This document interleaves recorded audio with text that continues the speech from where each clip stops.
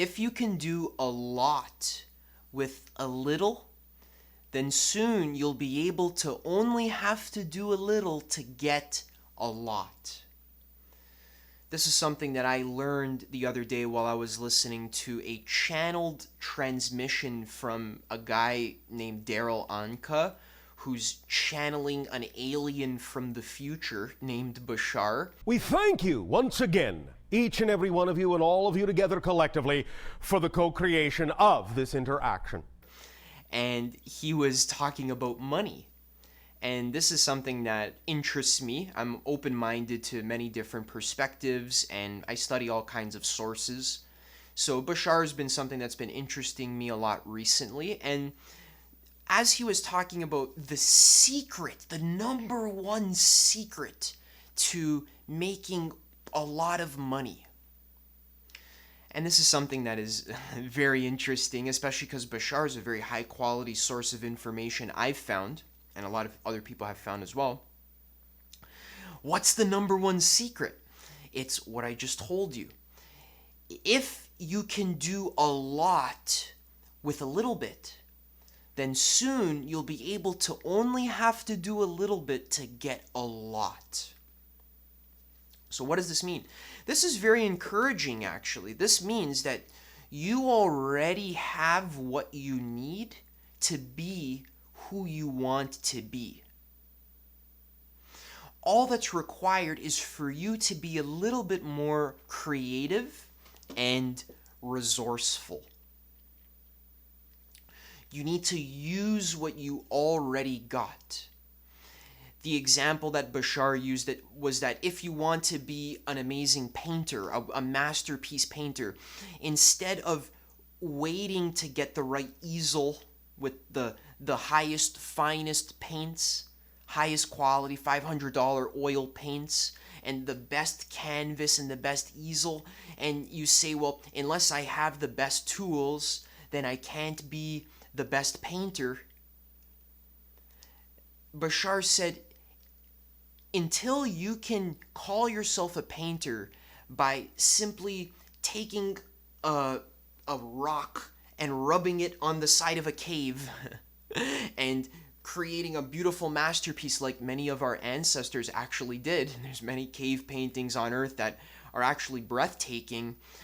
Those were true painters because they were able to do a little bit with a lot. True artistry is about being able to stretch what you currently have available to you. An amazing example of this that's actually really inspiring for me was the game developers who developed games on the old consoles like the PlayStation 1 or the Nintendo 64. I was watching some documentaries behind the scenes of how they made games like Crash Bandicoot, which is something I played a lot when I was a kid. They didn't even have enough memory on the disc to even create the game that they wanted it to be. There wasn't enough space to save all the data.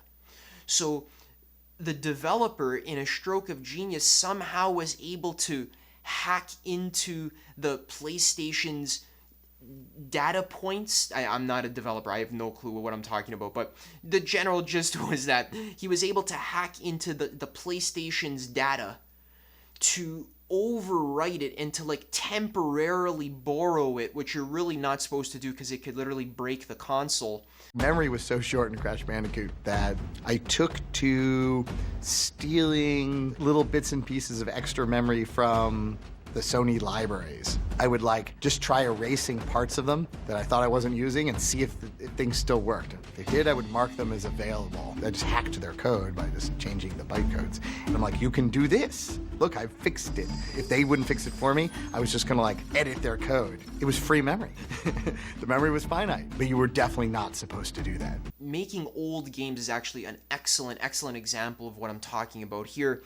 Making a beautiful world, like I used to play Spyro the Dragon as well. A beautiful, engrossing world that's it's a piece of art, those games. There's a whole story. It's an interactive process of it's a game, but it's also a story, but it's also a challenge, and it's also a puzzle. It's just such an interesting medium of art is games. And they were working with very, very limited resources, yet still they were able to make best-selling, world-class games. Even indie developers, they're just like one person in their bedroom, without a team, without fancy equipment, without anything, just one person makes the entire game. It takes them 5 years, but somehow they do it.